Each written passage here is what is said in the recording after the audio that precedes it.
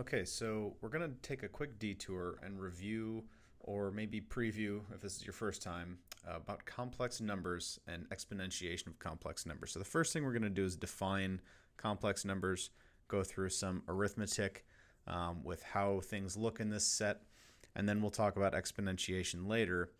The goal is because complex numbers, while they are complex, actually simplify greatly solutions to specific problems. Okay, so they're fundamental in so many different areas of physics and engineering. They're worth going over here, and they will save us a lot of work in the long run, even though it might seem daunting at first glance. So in particular, we're going to be curious about the solutions to roots, rather, of quadratic polynomials in the second order equations unit. And so having the ability to work with complex roots is going to be critical there. Okay. So first, let's talk about the motivation to, just simply why do these things exist? And that is, if we take a look at the very simple equation, x squared plus 1 equals 0, very simple and unassuming, we know, though, that there's no real solutions to this. Right? If you go to solve for x, you'll get plus and minus the square root of -1. We know that the square root function is not defined on the real numbers for non-positive values, or rather, anything less than 0 is a better way to say that. And so, this is not something that we can deal with. So we want to be able to deal with this is the goal here. All right, because we will get solutions like this, and so we want to know what they mean in reality. And there's some that might say that complex numbers are more real than the real numbers, even though we have things called imaginary units, that it's really closer to nature than the real numbers are. But at any rate, how we define a complex number, we call them z usually, because x and y we've played with for too long. And they're of the form x plus y times I, where x and y are, this is set notation, means elements of the real numbers, are real numbers. And we define I to be a special number, which is the square root of -1. Okay, and you've probably played with this before, but if not, that's totally okay. Z is an element of C, what we call the complex numbers. And you'll see that these aren't just simple numbers, x plus yi. There's like two parts to these numbers. And these parts we do actually split up. And we say that there's a real part to these numbers and an imaginary part to these numbers. Imaginary pairing with the imaginary unit, I. Okay, and so for what we call the real part of z,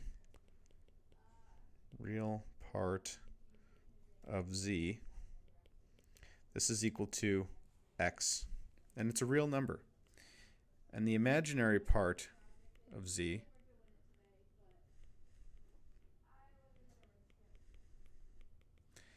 is y, and that's also a real number, right? You'll notice that both of these are reals because we're not including I.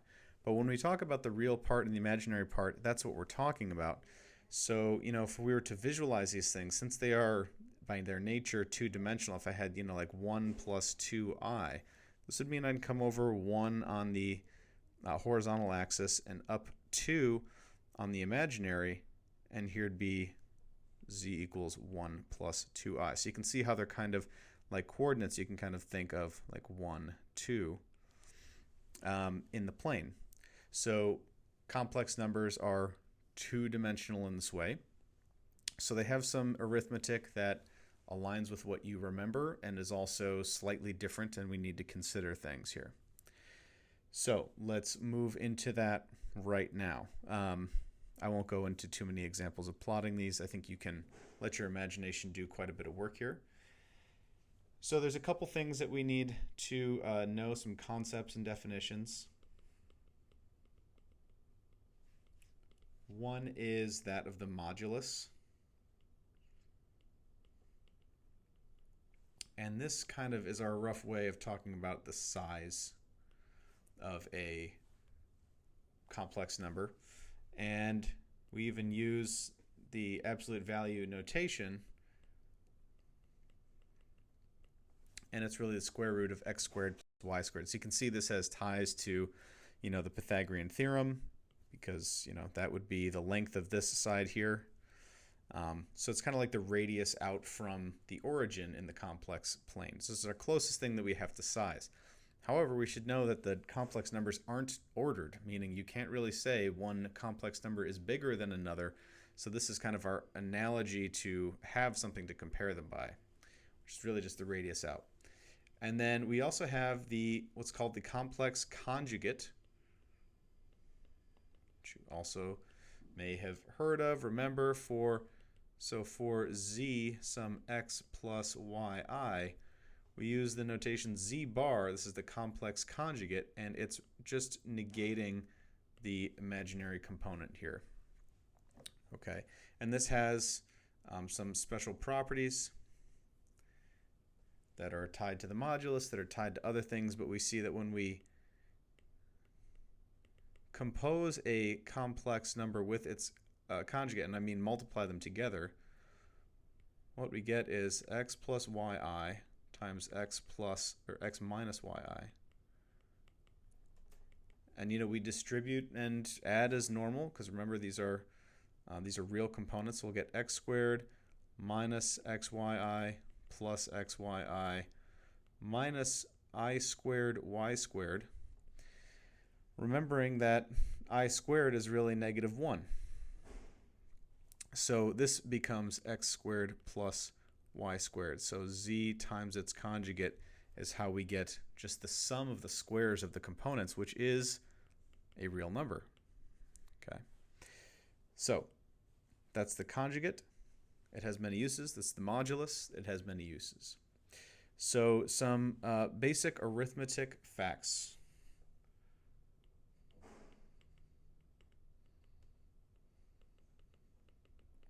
Start with addition and subtraction. Pretty easy. If I have z as some a plus bi and w is some c plus di, then z plus w in complex terms is going to be, well, don't overthink it here. We can kind of group the real parts and the terms for the imaginary parts, b plus di here. Okay, and then likewise z minus w is going to be, a minus c plus b minus di.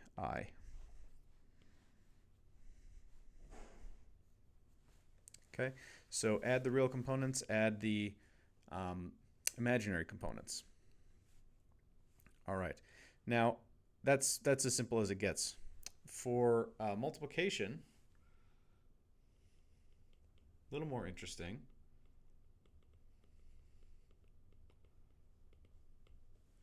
And that's, okay, if you have z times w, well, this is a plus bi, c plus di. And we see that, we can distribute this through AC plus, BCI plus ADI plus I squared BD. A little bit of algebra here. We end up with AC minus BD, right? Because really this becomes just -1. That's the only algebra we're skipping. Minus BD. So those become the real part. Plus, and then we have our imaginary part, AD plus BC times I. So this is what the result of a product would look like with complex numbers.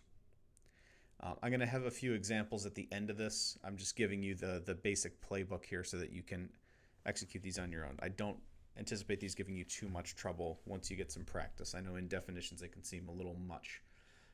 We should know that multiplication is both commutative and distributive.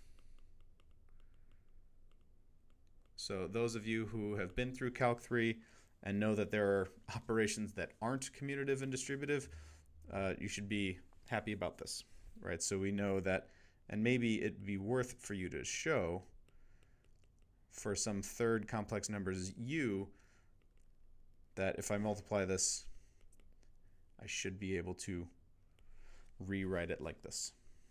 Okay, that it distributes over multiplication and addition. If you're a math major, I actually want you to prove that. It is not too bad. All right, and then lastly, the last operation for arithmetic is division. And I'm going to leave a little bit more undone here, but I'll show you a bit about how this goes. Okay, so the idea first let's consider is, reciprocation of a complex number. So, if we start with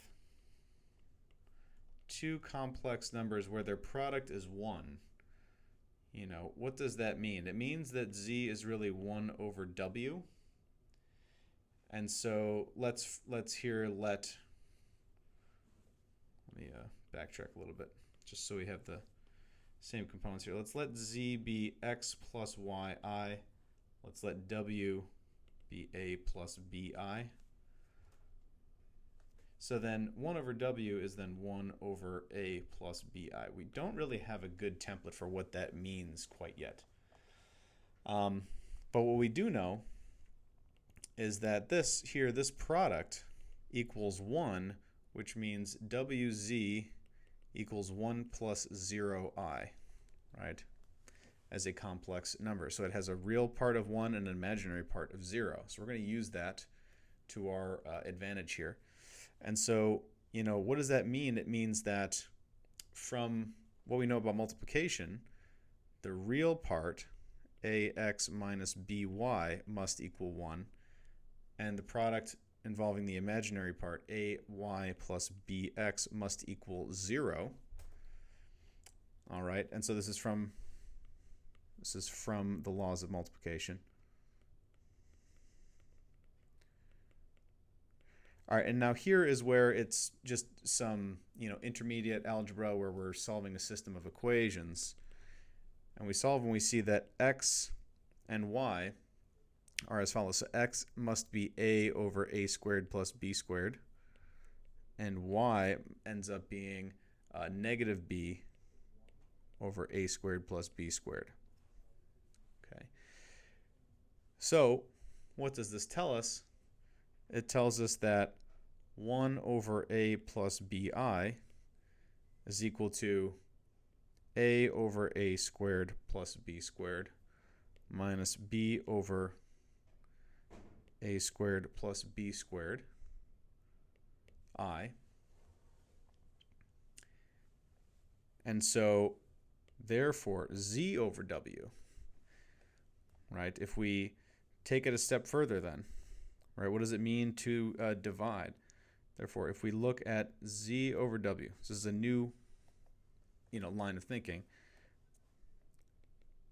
If some new z, let's actually do u here so you don't get confused. So u over w, where u is c plus di.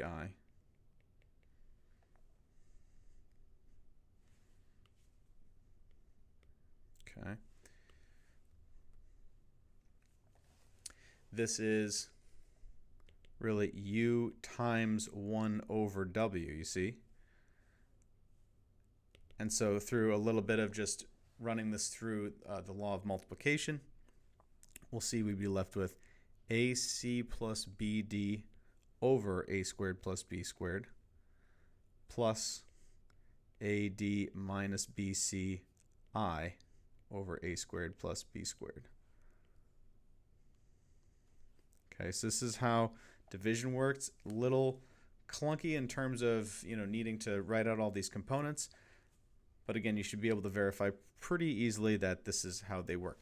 Now, you might be saying to yourself, Mally, I thought you said this would be easy, or easier. It will be. Again, the amount of work this saves us is worth the little lift that's here right now. So what we'll do from here is we'll have a few examples for you to work out and get comfortable with complex numbers, and then I'll have a second video about exponentiating these things, which is where the magic really happens.